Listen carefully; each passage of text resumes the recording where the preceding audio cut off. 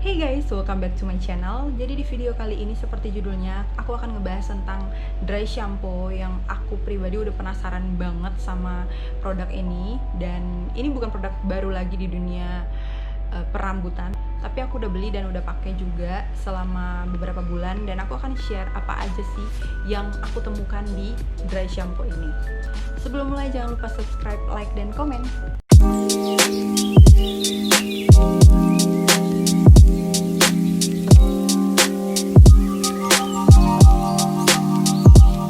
Jadi guys, aku ada satu dry shampoo di sini. Kita nggak ngomongin merek, oke? Ini udah aku pakai. Ya sisa dikit lagi. Ini udah aku pakai. Ini kita nggak ngomongin brand nih, tapi kita lagi ngomongin keseluruhan dry shampoo, oke? Bukan mereknya. Jadi dry shampoo yang di tangan aku ini aku udah pakai sekitar 3 bulan lalu, dan aku udah pakai itu di saat-saat yang memang dibutuhkan ya, kayak misalnya rambut kita lagi lepek kayak gitu.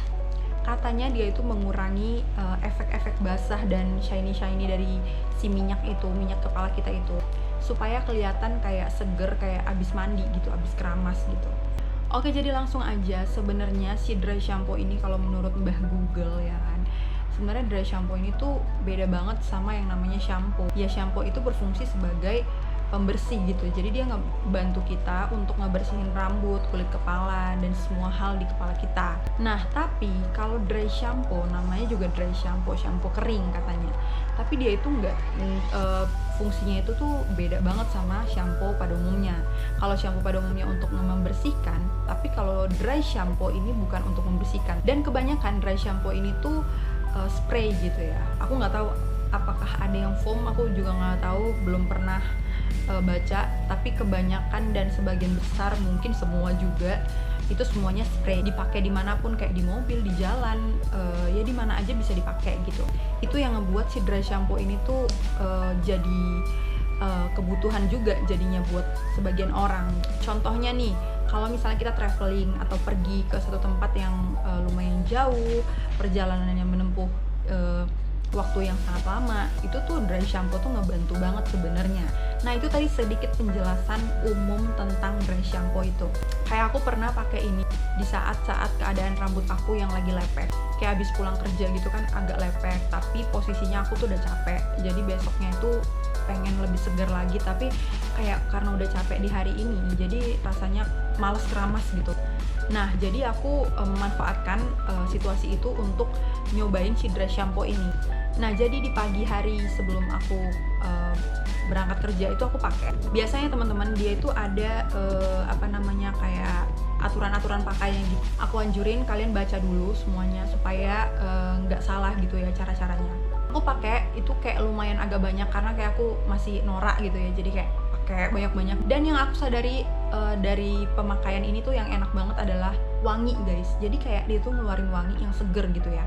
Jadi kayak seakan-akan kita memang baru keramas gitu. Jadi moodnya tuh pagi-pagi kayak rasanya enak aja gitu bawaannya, karena kan kecium aroma-aroma seger. Tapi guys, apakah rambutnya sesuai ekspektasi kita? Pertanyaannya salah. Pertanyaannya sesuai ekspektasi aku atau enggak? Jujur, ketika aku pakai nggak sesuai ekspektasi aku untuk penampakan rambutnya. Terus katanya dia juga bikin rambut kita lebih bervolume gitu, jadi kayak agak ngangkat sedikit gitu ya. Tapi yang aku lihat sebenarnya ya sama-sama aja sih, nggak ada yang ngangkat-ngangkat atau gimana berubah. Hanya kelihatan seperti berkurangnya si kilau dari rambut berminyak itu tadi. Tapi so far si dry shampoo ini sangat ngebantu di situasi-situasi yang khusus ya, atau mungkin traveling, mungkin teman-teman bisa juga bawa si dry shampoo ini untuk ngebantu. Nah, sekarang kita masuk ke efek samping dari dry shampoo ini. Ini dari clickdokter.com. Jadi di sini dia bilang ada beberapa kayak efek samping saat pemakaian dry shampoo yang berkelanjutan gitu ya, maksudnya yang rutin gitu. Nah, yang pertama itu dia itu ternyata bisa menyebabkan rambut berketombe dan rontok gitu.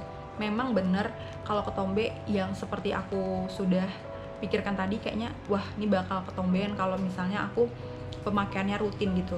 Dan ternyata bener guys, teorinya seperti itu memang, karena memang kan dia tidak dibilas ya. Jadi kalau misalnya kita diemin, misalnya kayak sampai 2 hari nggak atau 3 hari nggak keramas, mungkin si formula itu akan terus nempel dan jadi something di rambut kamu gitu, dan akhirnya jadi ketombe gitu, jadi sampah. Dan dia bilang juga di sini bisa menyebabkan rambut rontok.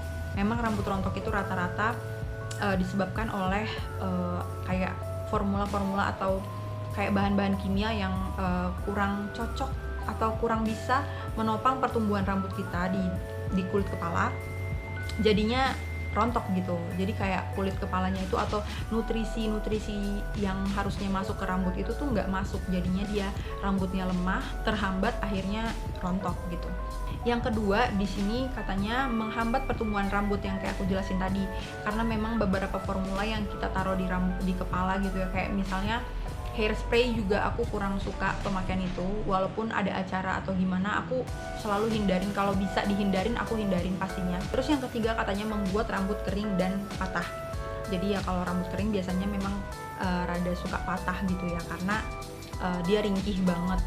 Kenapa dia bilang bikin rambut kering? Karena si dry shampoo itu kan tugasnya untuk mengurangi minyak, kadar minyak. Jadi sebenarnya dia tuh kayak menyerap atau dia membungkus rambut kita, sehingga yang kelihatan itu tuh bukan lagi minyaknya, tetapi sudah si formula itu yang membungkus rambut kita gitu ya. Sebenarnya kulit kepala dan rambut kita itu sebenarnya butuh yang namanya minyak gitu, minyak kepala kita, bukan minyak buatan atau minyak dari luar kepala yang memang keluar dari tubuh kita.